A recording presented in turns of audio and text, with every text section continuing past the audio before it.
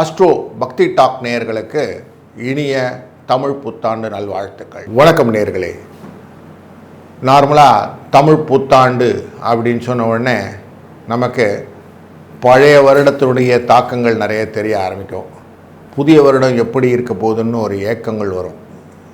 அப்படி நம்ம பார்க்கும்போது சென்ற வருடத்தை விட இந்த ஸ்ரீ பிரபாவ வருடத்தில் எப்படி நமக்கு பலன் இருக்க போகிறது என்று பார்க்க போகிறோம்.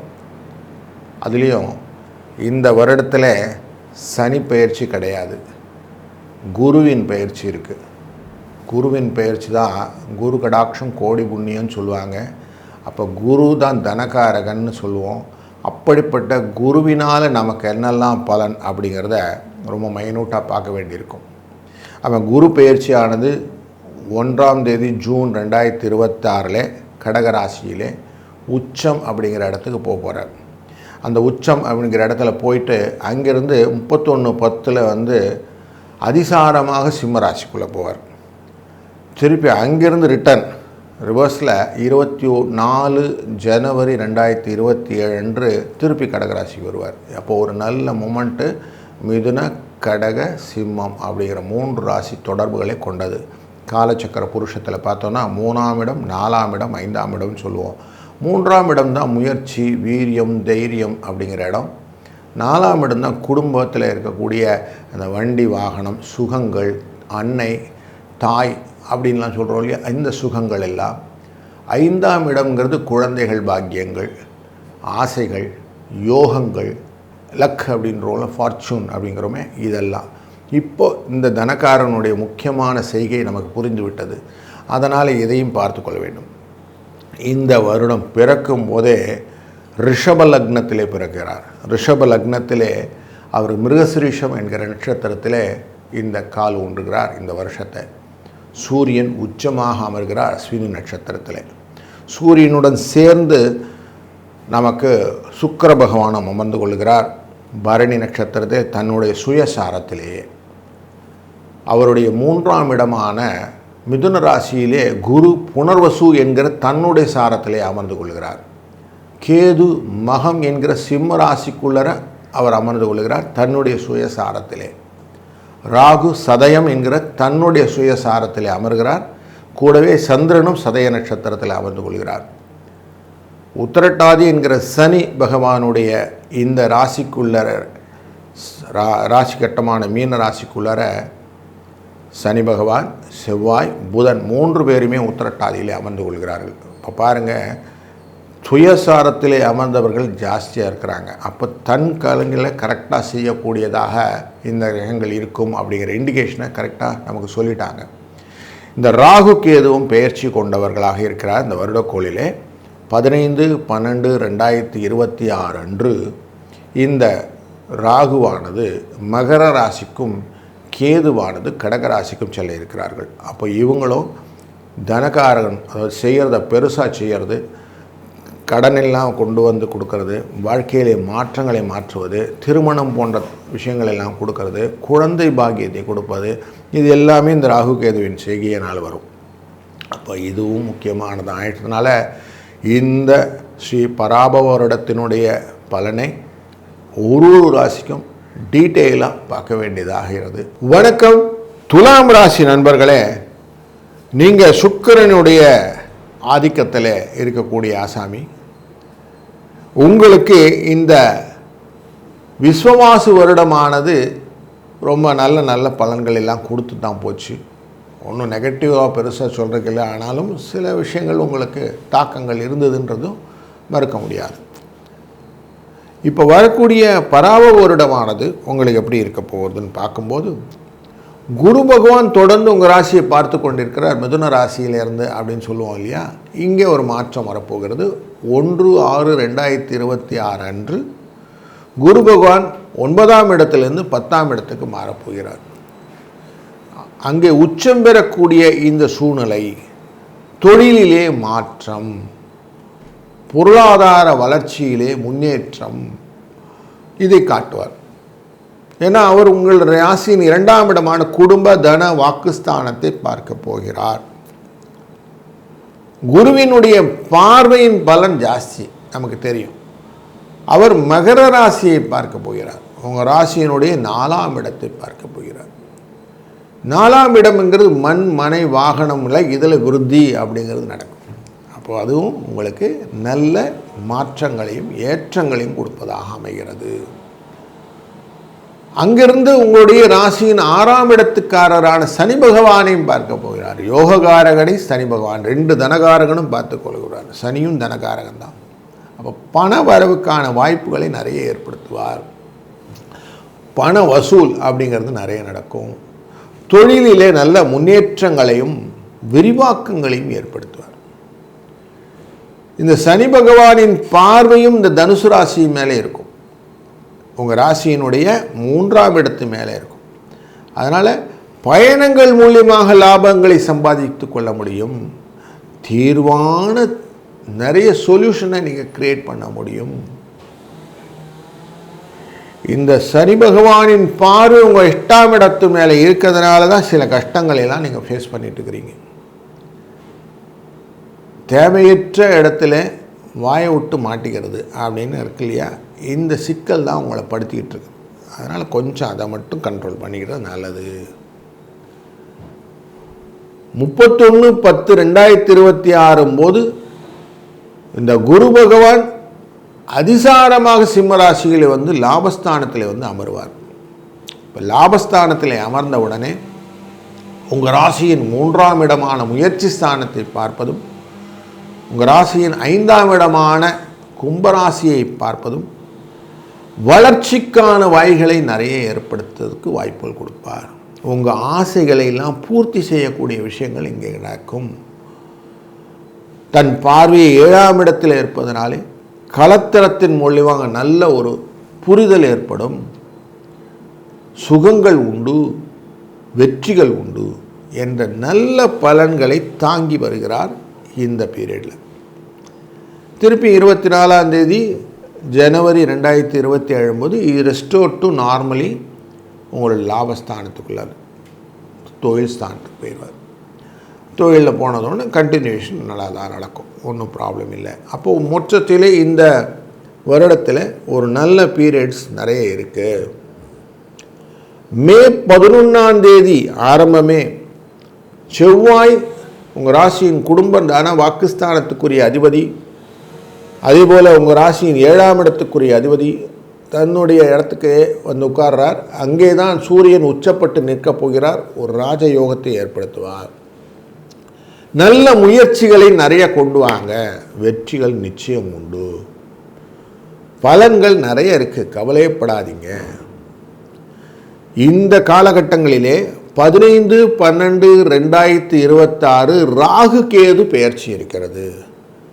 இப்போ கேது பகவான் உங்கள் ராசியினுடைய லாபஸ்தானத்தில் உட்கார்ந்தவர் தொழில் ஸ்தானத்துக்கு மாற போகிறார்.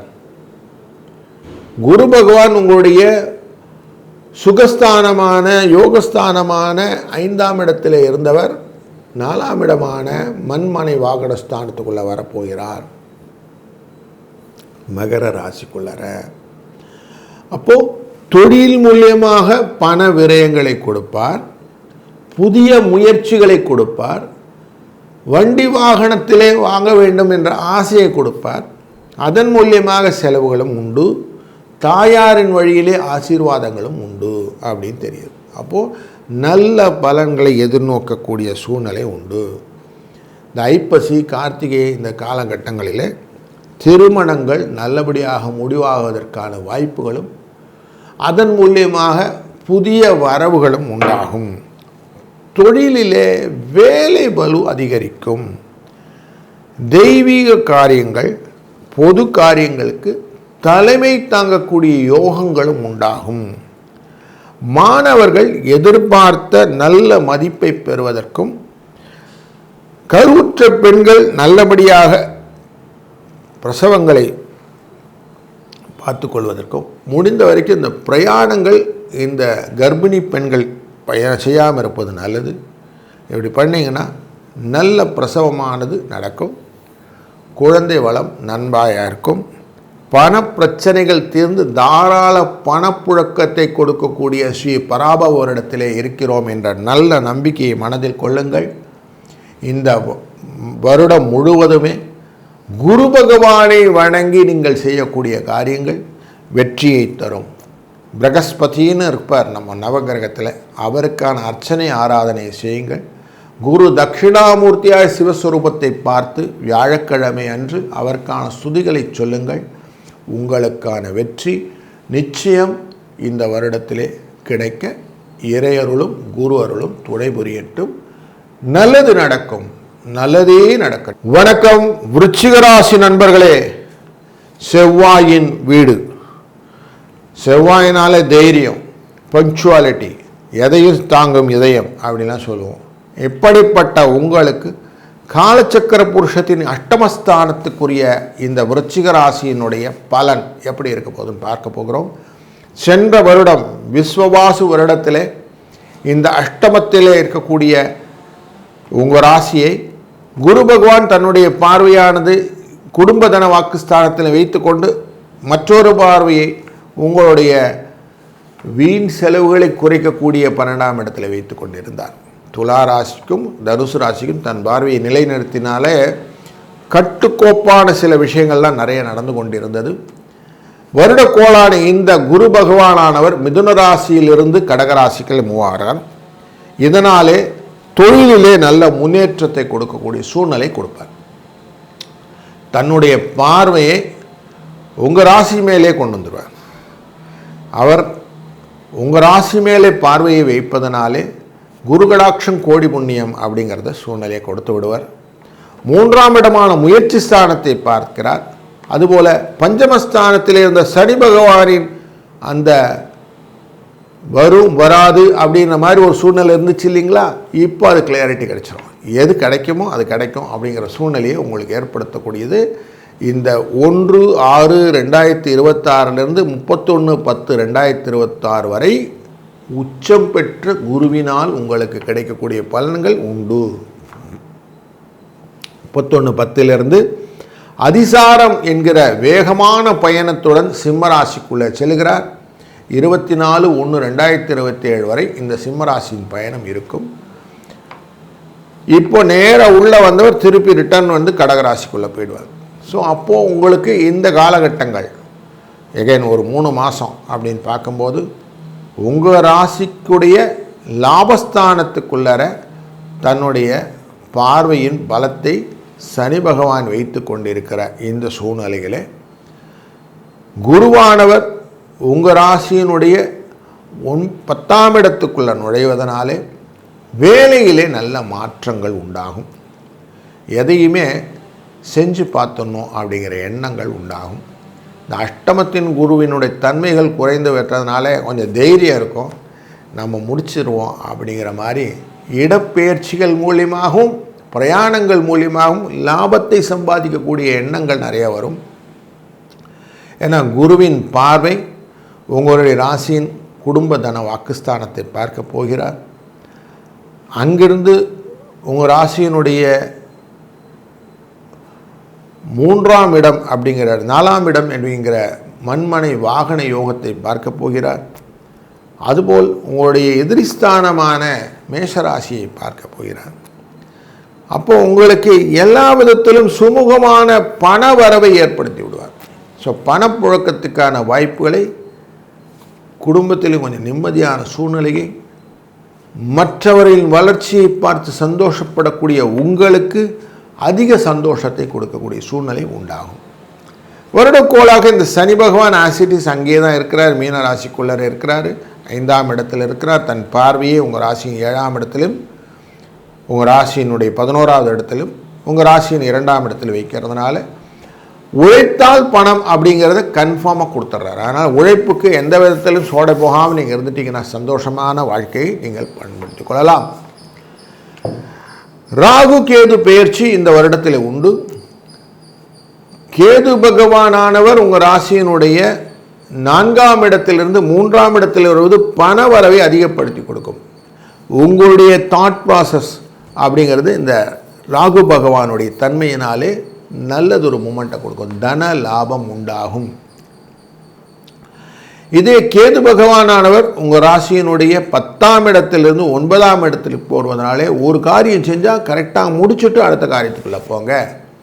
அவசரமாக 10 காரியத்தை ஒன்றா பயில் பண்ணிக்காதீங்க. கவனத்துடன் காரியங்கள் செய்தால் உங்களுக்கு நல்ல முன்னேற்றம் உண்டாகும்.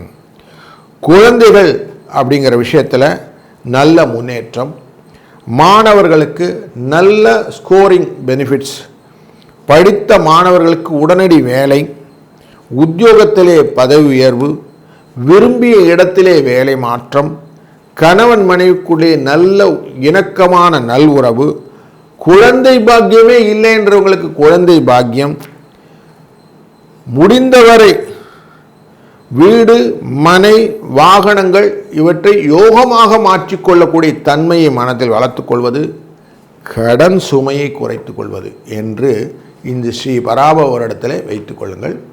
இந்த கர்ப்பமாக இருக்கக்கூடிய பெண்கள் தூர பயணங்களை அவசியம் அவாய்ட் பண்ணிடுங்க. இது அவ்வளவு நல்லதல்ல அப்படிங்கிறதையும் மனதில் கொள்ளுங்கள். ரொம்ப நாளாக திருமணமே ஆகலை சார் அப்படிங்கிறவங்களுக்கெல்லாம் திருமண பாக்கியம் அவசியம் இந்த வருடத்தில் உண்டு என்ற கருத்தையும் மனதில் கொள்ளுங்கள்.